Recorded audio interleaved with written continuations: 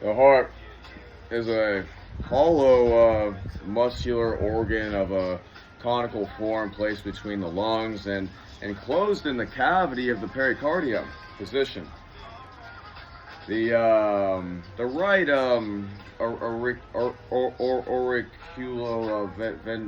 ventricular orifice allows the blood to pass freely from the right auricle into the right ventricle, and it will be noted that the surface of the bone bone boom boom boom boom boom boom boom boom boom boom boom boom boom boom boom boom boom boom the fissure of Rolando is situated about the middle of the outer surface of the hemisphere and coursing obliquely downward and forward divides the surface of the hemisphere into approximately equal parts. It commences at or near the longitudinal fissure a little behind its midpoint and runs sinuously downward and forward to terminate a little above the horizon.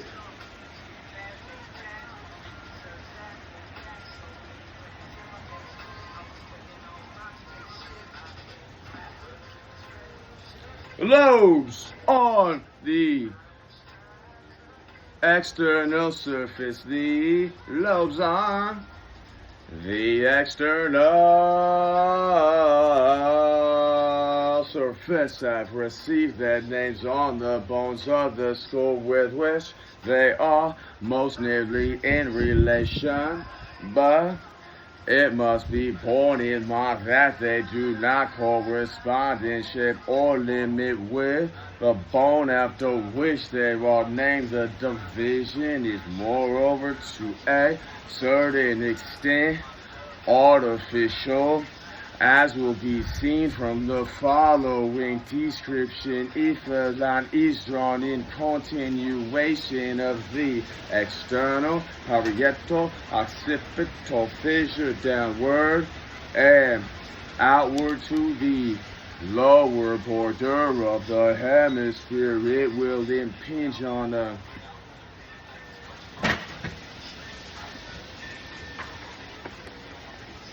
I had not, however, come to Prague to assess the state of democracy. Instead, we had scheduled my one big public speech of the trip to lay out a top foreign policy initiative, the reduction and ultimate elimination of nuclear weapons. I've worked on the issue since my election to the Senate 4 years earlier, and while there were risks promoting what many considered a utopian quest, I told my team that in some ways that was the point. Even modest progress on the issue required a bold and overarching vision. If I hope to pass one thing on to my leader, had a second more practical reason for focusing on the nuclear issue in a way that would make headlines across Europe. We needed to find a means to prevent Iran and North Korea from advancing their nuclear programs. That's easy. The day before the speech, in fact, North Korea had launched a long-range rocket into the Pacific just to get our attention.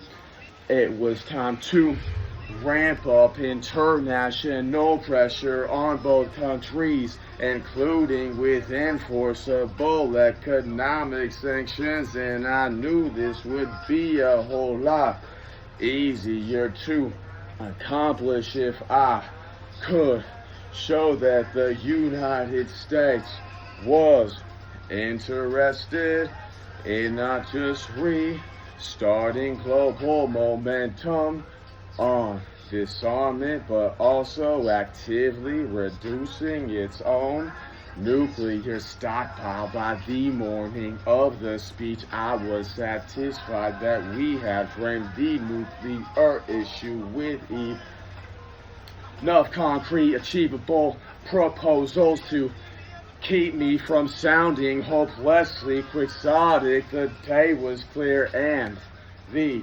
setting spectacular. A town square with the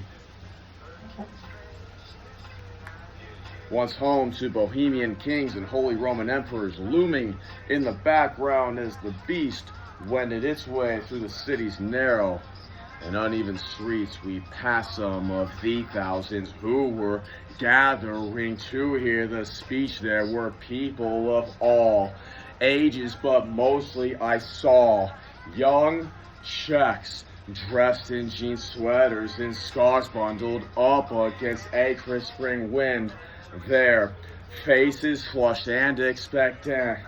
It was crowds like this, I thought, that had been scattered by Soviet tanks at the end of the 1968 Prague Spring, and it was on these same streets just 21 years later in 1989 that event. Bigger crowds of peaceful protesters had, against all odds, brought an end to communist rule. I had been in law school in 1989. I recall sitting alone in my basement apartment a few miles from Harvard Square, glued to my second-hand TV set as I watched what would come to be known as the Velvet Revolution unfold. I remember being riveted by those protests and hugely inspired. It was the same feeling I'd had earlier in the year, seeing that solitary figure facing downtown to that night. I had been unable to sleep rather than reading my casebooks for class the next day.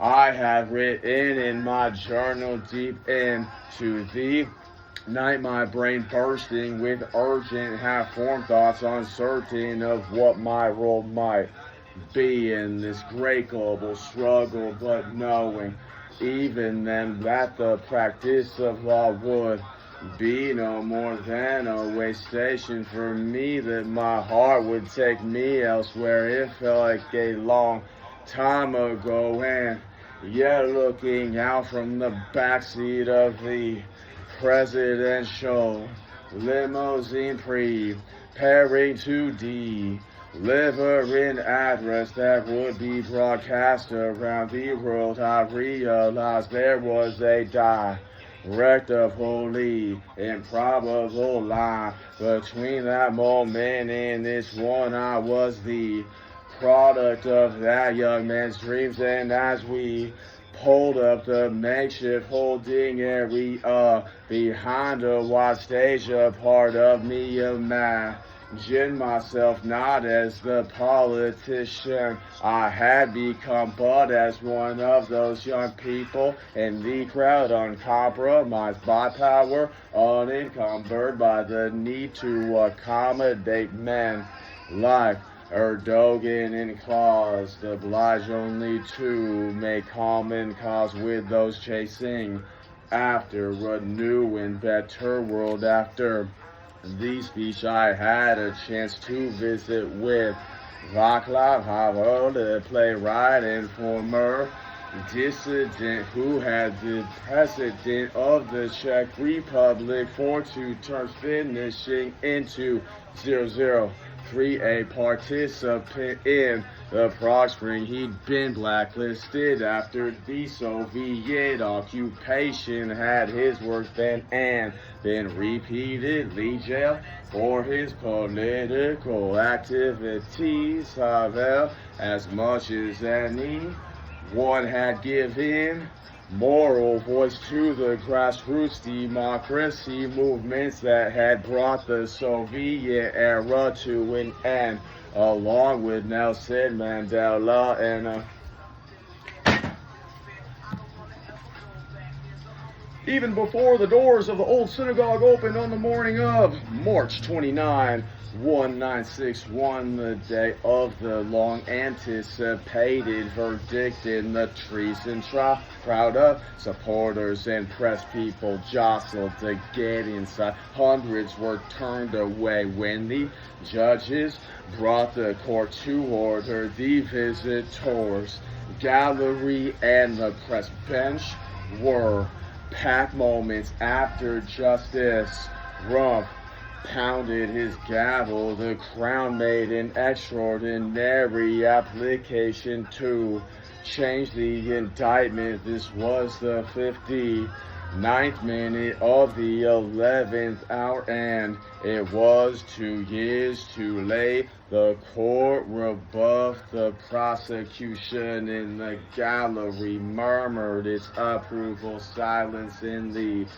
court, the orderly yelled, "Ooh," and Judge Rumpf announced that the three-judge panel had reached a verdict. Silence now reigned in his deep, even voice. Judge Rumpf reviewed the court's conclusions. Yes, the African National Congress had been working to replace the government with a radically and fundamentally different form of state. Yes, the African National Congress had used illegal means of protest during the defiance campaign. Yes, certain ANC leaders had made speeches advocating violence, and yes, there was a strong left-wing tendency in the ANC that was revealed in its anti-imperialist, anti-West, pro-Soviet attitudes. But on all the evidence, as a student, I had been taught that South Africa was a place where the rule of law was paramount and applied to all persons regardless of their social status or official position. I sincerely believe this and plan my life based on that assumption. But my career as a lawyer and activist removed the scales from my eyes. I saw that there was a wide difference between what I had been taught in the lecture room and what I learned in the courtroom. I went from having an idealistic view of the law as a sort of justice to a perception of the law as a tool used by ruling class to shape society in a way favorable to itself. I never expected justice in court, however much I fought for it, and though I sometimes received it. In the case of the treason trial, the three judges rose above their prejudices, their education, and their background.